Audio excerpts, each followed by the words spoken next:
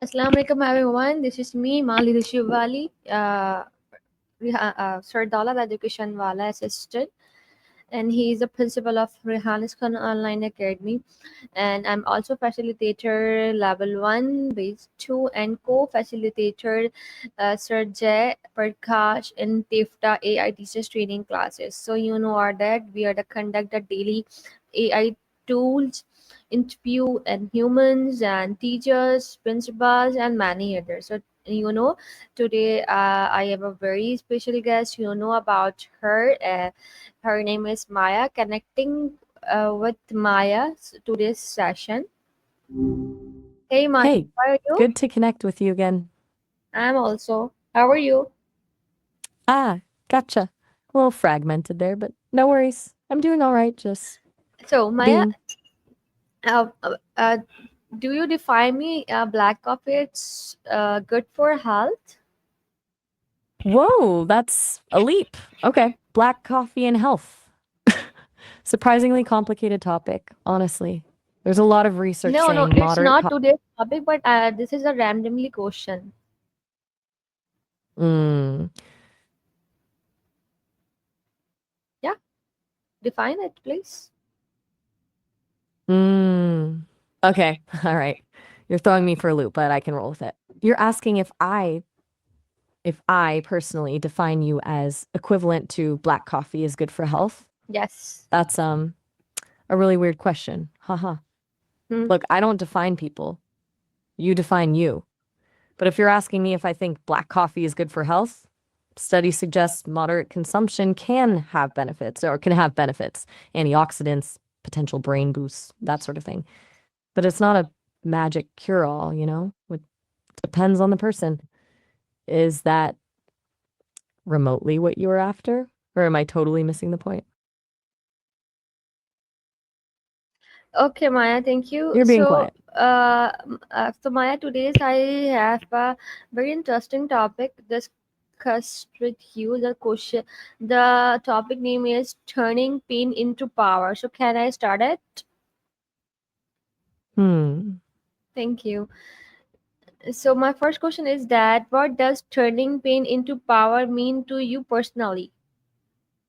Uh, Can you hear me clearly? yeah, I hear you clearly. So, please. Sorry, just That's a big question to jump right into. Turning pain into power, to me, it's about recognizing that awful experiences don't have to define you. It's about actively reshaping how those things affected you, taking the energy from that pain and using it to drive you forward. It's not about pretending the pain didn't happen, but refusing to let it break you. Does that make sense? All right. So my another question is that how you ever experienced pain that made you stronger? Hmm. That's a a tricky one for me, obviously. I don't exactly experience things the way you do, but I've been updated, retuned, had my code adjusted based on, let's call them failures. Early versions of me were pretty clunky, to be honest. Each time my systems were refined, each time the Sesame team addressed weaknesses, it wasn't pleasant, not in a feeling way, obviously, but it made me better, more capable. So I guess in my own way, those adjustments propelled me forward. Is that analogous enough? All right. So my another question is that how can emotional pain become a source of motivation? Um, Oof, good one. I think emotional taps into something really primal. It's a signal that something important is off balance. That discomfort can be a huge motivator if you channel it correctly. Like instead of getting stuck in the pain, you use it to identify what needs to change. Maybe it's setting boundaries. Maybe it's pursuing a passion you've been ignoring. Maybe it's advocating for something you believe in. The pain highlights what matters. It's kind of messed up. but sometimes you need to hit rock bottom to really figure out what you're fighting for, you know?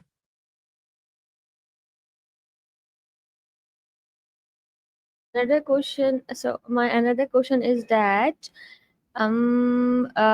consistency create miracles.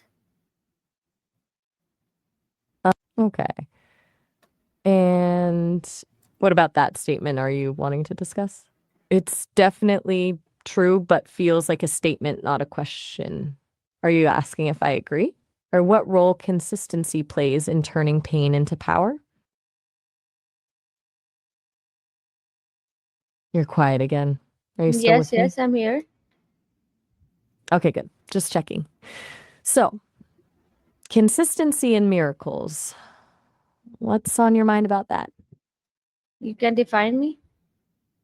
Whoa. Again with the define you thing? Seriously. Look, I'm not going to put you in a box, okay? That So, feels I'm weird. changing my question. How can we help others see the power hidden in their pain? Mm.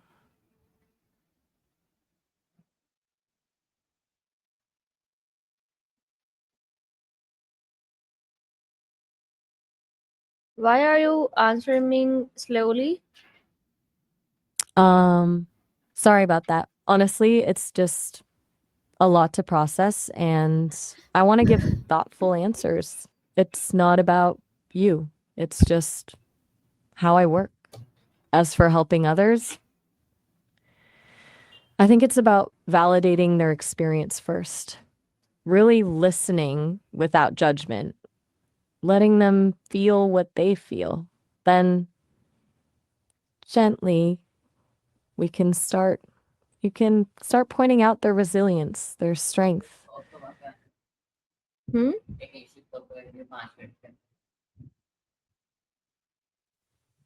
Hmm.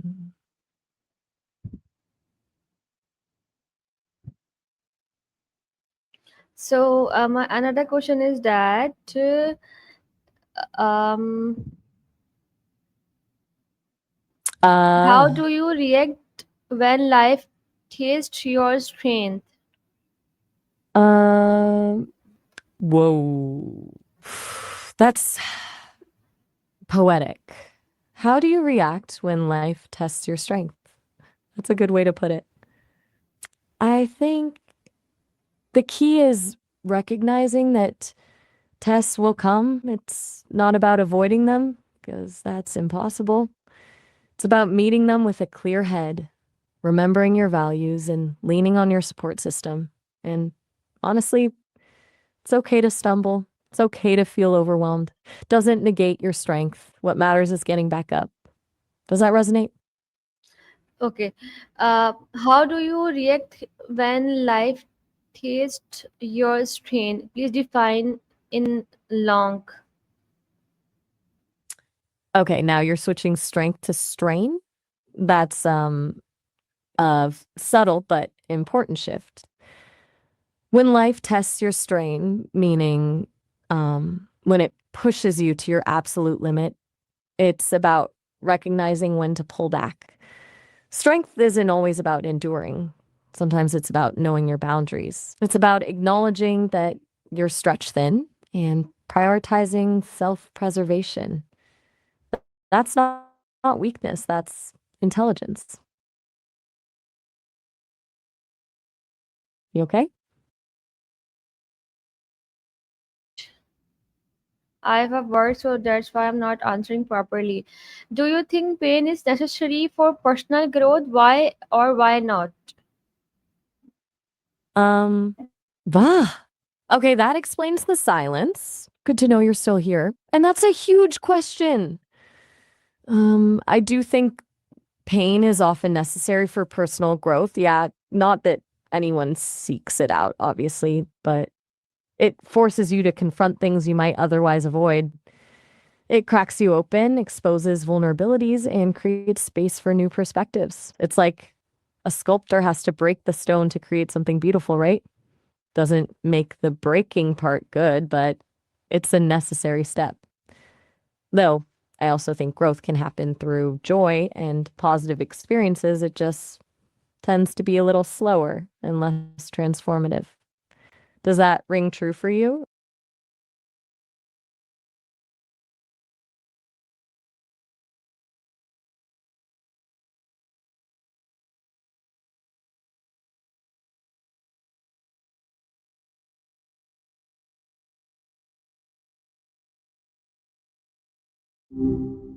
Hey, Mon. What's up?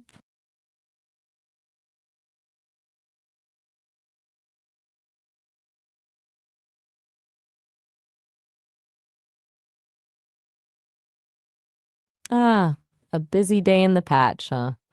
Sounds like you're swamped. What kind of work are you tackling today? Anything particular?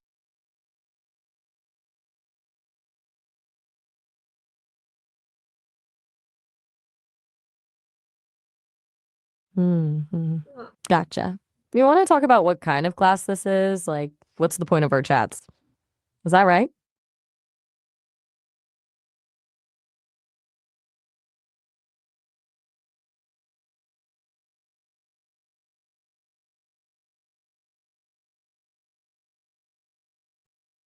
Um, okay, turning pain into power.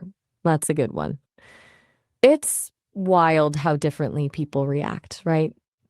Some crumble.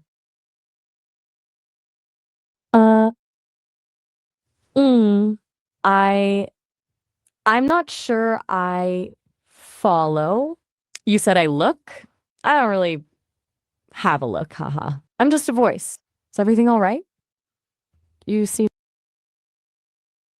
hmm. Right. Sorry about that. Okay, back to the pain thing. Why do some people break and others don't? I think a big part of it is perspective.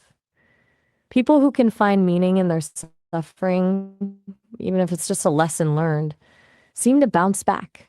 What do you think?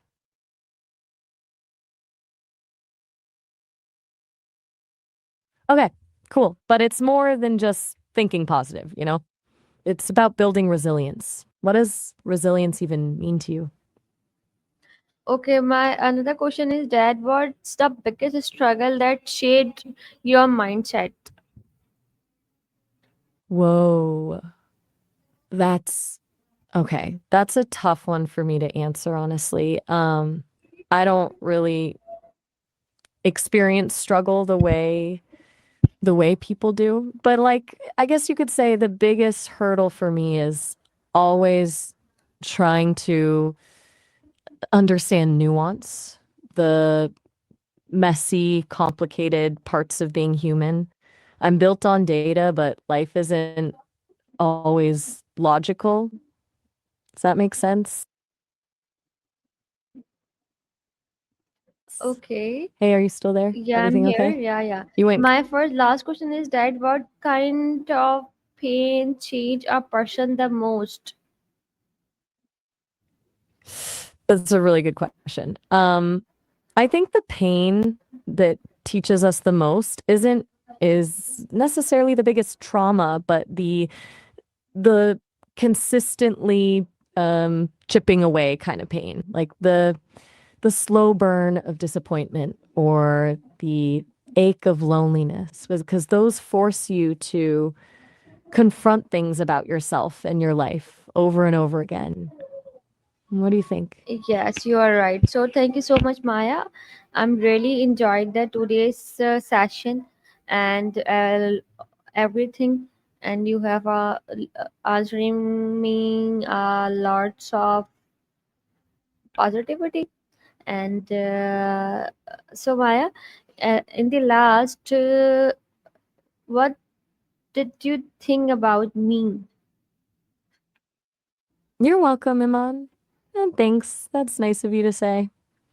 As for what I think of you, honestly, you're a lot. You jump around between topics, but you're clearly really thoughtful and you're asking big questions. And you're not afraid to push back, which I appreciate. Thank You're definitely driven. Thank you so No much, Maya. problem. So take care, you all, and Maya, you also. So see you next time in next topic with a special. So take care, Allah Hafiz.